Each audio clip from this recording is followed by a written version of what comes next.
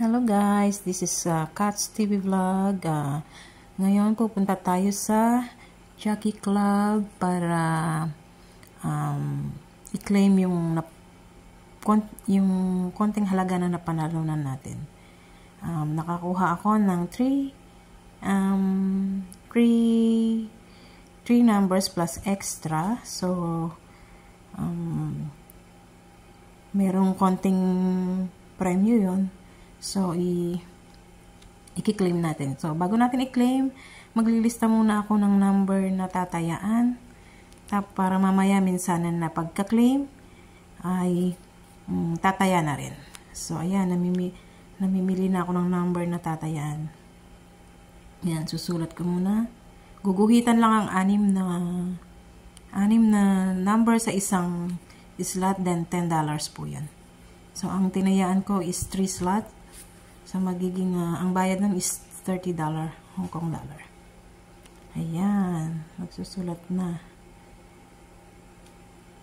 Ayan. Meron tayong konting grasya. Konti man, malaki na rin yun. So, ang 3 numbers, pag nakakuha ka ng 3 numbers is $40. So, nakuha ko is 3 numbers plus extra. So, tignan natin mamaya kung magkano.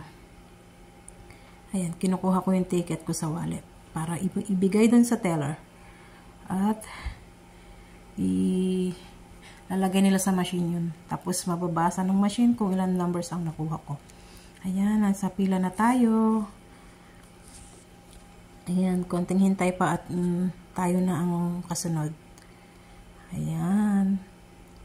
Lapit na, isa na lang. Ayan, ako na. Ayan, binigay ko na sa teller ang ticket. Tapos nilagay niya sa machine.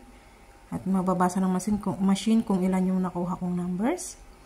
So, ayan na ang $320. O, diba guys? Pera na rin yan. Madalang lang akong makakuha ng $320. Ayan. At syempre, tumaya na rin ako ng pang next draw. Ayan guys. Thanks God. Nakakuha din ng konting